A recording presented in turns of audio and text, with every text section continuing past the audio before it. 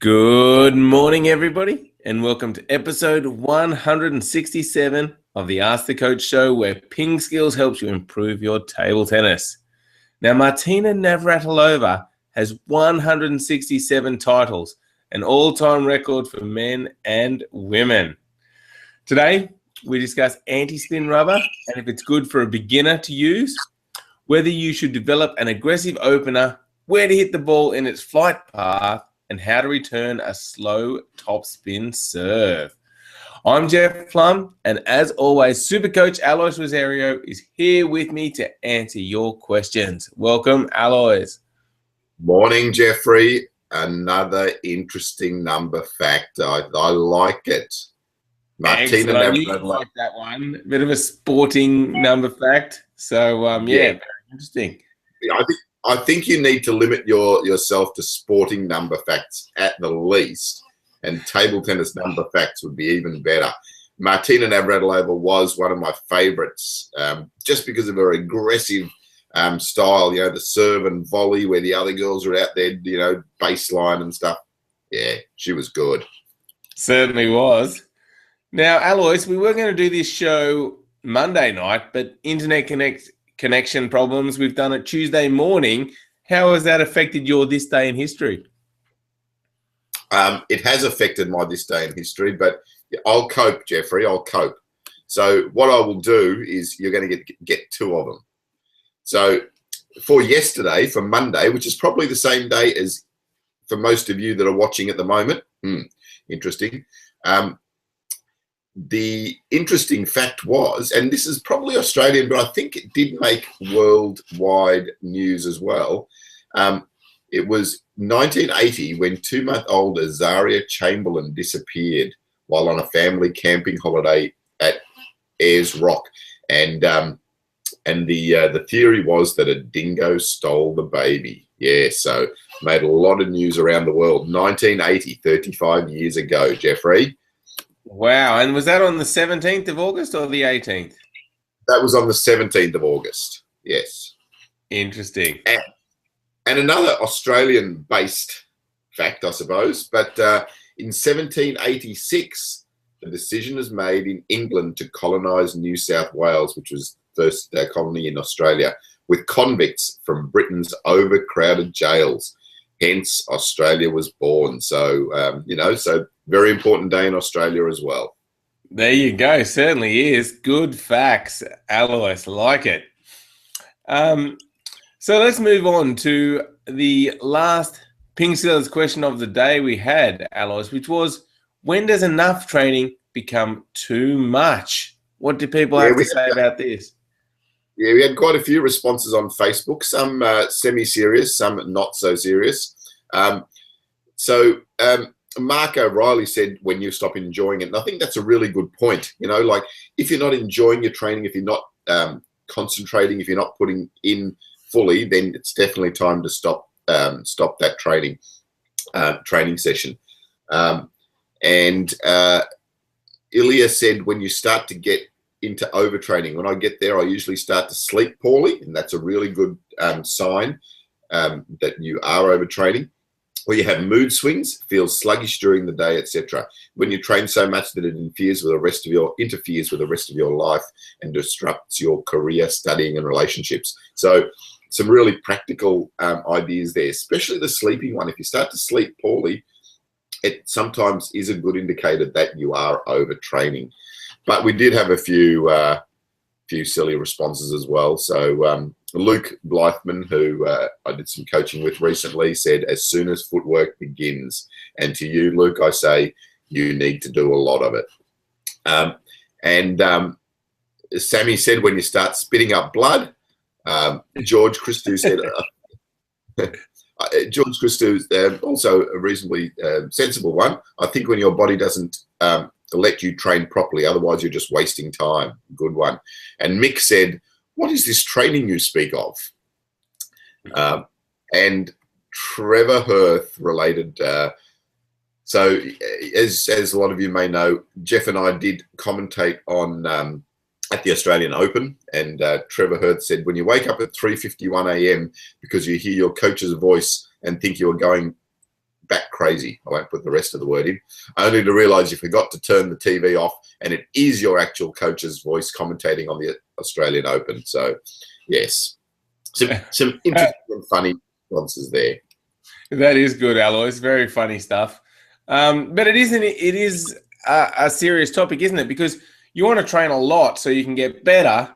But if you are, not focused because you've been doing too much or you're not enjoying it, then you're probably not improving anyway. So you probably just, it's probably bad because you're going to stop enjoying the game. You're not going to want to play as much.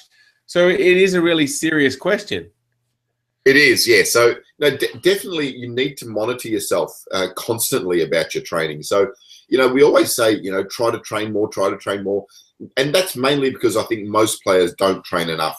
But there is a point where you can start to train too much. And, those signs that I think Ilya talked about, if you're starting to sleep poorly, if you're starting to get sluggish, if you're starting to get aggravated and intense, then start to think about it. Maybe that's a sign for you that you need to just slow down your training a little bit. It might just mean a day off. It might just mean an easier session during your training. But, really do monitor it because it is a factor. Very good. All right, let's move on to the PingSkills question of the day, which is, what is the best advice you have received in a match? So as always, you can jump onto our Facebook page, facebook.com/PingSkills, or onto our blog. Just go to pingskills.com and click on the blog link. Let us know what is the best advice you have received in a match. We always love to hear your thoughts, so get involved. All right, now in the questions, Alois, we were talking about Ilya before, and he has asked a question. He says, "Hi, when I was in a camp, coaches told me that a good topspin should have a soft, gentle sound at contact. However, when I watch the top players, their rackets click all the time, even when they finish their strokes nice and high. So how can this be?" Yeah, I think the sound is relative. So those top players are hitting the ball really hard and fast, and they are balancing the spin and the speed quite well all the time. So they are probably hitting the ball a little bit flatter than most of us would, just because they're hitting the ball faster a bit more often. But it is really important when you're starting to learn the topspin that you're understanding that brushing contact. If you don't get that brushing contact, then you don't generate the topspin, and therefore you don't get that dip on the ball. So it's difficult to hit that ball a bit faster. So just make sure that you do get that nice brushing contact, especially to start with, which will be reflected by a finer or a softer sound. Sorry, yep. So that's something you should really think about. And the top players, it does sound a bit louder, just because they're hitting the ball faster. Okay, got it. So really, it's a good idea when you're developing your topspin to maybe focus on the different sounds and just get to know, okay, that sounded like that and I hit it a bit flatter. That sounded a bit softer. I had a bit more topspin on it. Probably a good learning tool, just something to focus on every now and again. Yeah, definitely. The sound, it can be important. And, some people learn better by the touch of what it feels like on the bat. Some people learn better by watching the dip on the ball, the visual learners. And some people will learn better by listening to the sound of that ball as well. Okay, excellent. So yeah, Elliot, try focusing on the sound and just listening to the different types of sound with your different types of strokes, and see if what your coach says makes sense to you when you concentrate on that. All right, next up is a question from Jith, who says, "My daughter has started playing table tennis just a couple of months back with a ready-made GKI Kung Fu racket. He had suggested a few blades. He has further suggested that she start with anti-spin rubber on one side, Mark 5, and Shriver on the other side.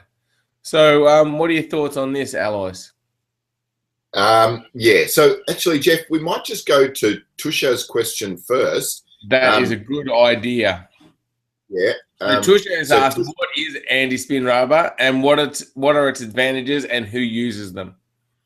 Yeah. So anti-spin rubber is a rubber that basically has no grip on it. So it looks very similar to inverted rubber because it has a flat surface, but the actual surface has no grip. So if I rub, this is a normal rubber. So if I rub the ball across that, I can feel a real grip on the ball. But with anti-spin rubber, I just rub it across and it has no friction on the top at all. So what it does is it makes it easier to control spin, because when the spin's coming into the ball or into the bat, it doesn't kick out of the bat. It's like almost like a wall. So I can just basically push through the ball and that deadens the spin. So that's what the anti-spin rubber is. As to who uses it, it's mainly players that are very defensive on the backhand side. And maybe players that are finding it really difficult to control spin.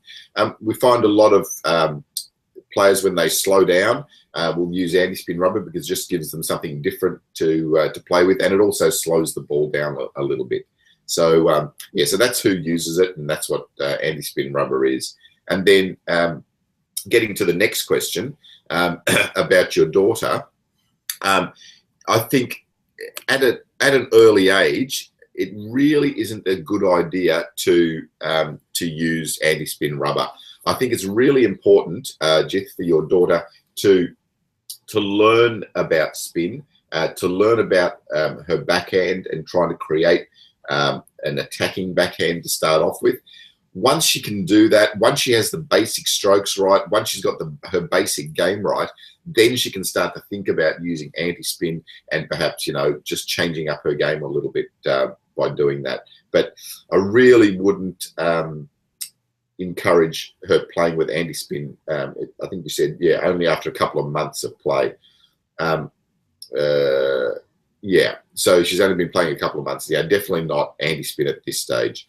You might find that if she's playing some better players, she might get some better results straight away because it'll be just easier to push the ball back with the anti-spin.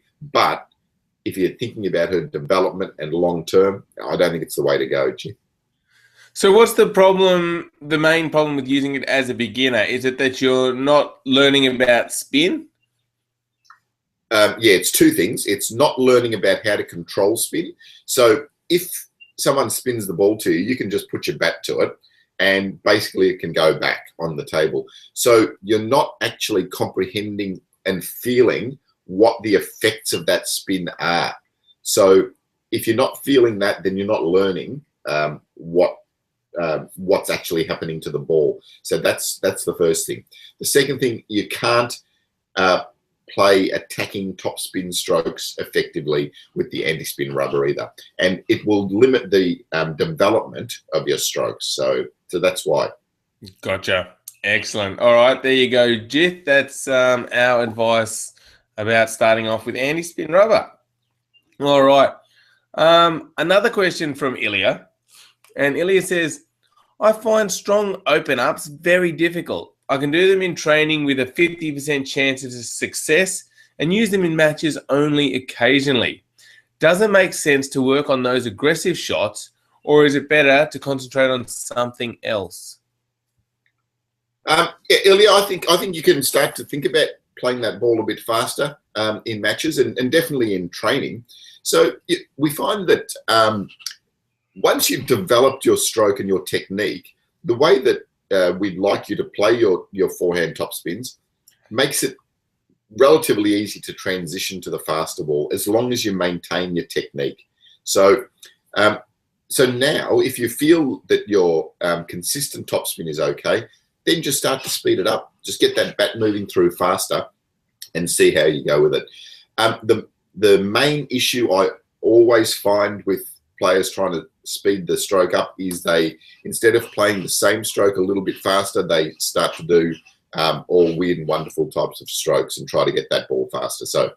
So don't try and do too much.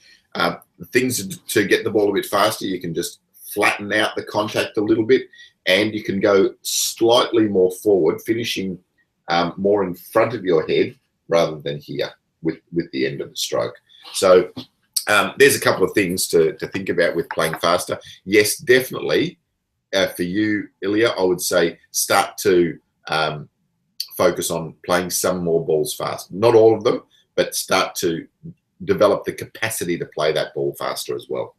Yeah, now Alois at the moment, he says he's got like a 50% chance of success with this, which is obviously not ideal in matches to use at that sort of rate. But like you said, if you just speed up the stroke and maintain the technique, hopefully you can bring that percentage up. So I'm wondering if it's a good idea for Ilya maybe just to video himself in practice, trying to go for those faster ones and just see if the technique is being maintained or if there's something else causing that 50% success rate. Yeah, that'd be good. Watching yourself on video is great. I mean, even just stand in front of a mirror and just do the swing and just see what it looks like. So you might find that it looks completely different. So yeah, videoing or in front of a mirror is great as good feedback for yourself on what your stroke's actually looking like. Great. Excellent. All right, Ilya. So try that out. Keep working on it. It is an important stroke and will make a big difference to your game. So good to see you working on those things. All right. Romeo has said, my coach has always told me to take dead balls on the rise, topspin balls at the peak, and backspin balls on the fall.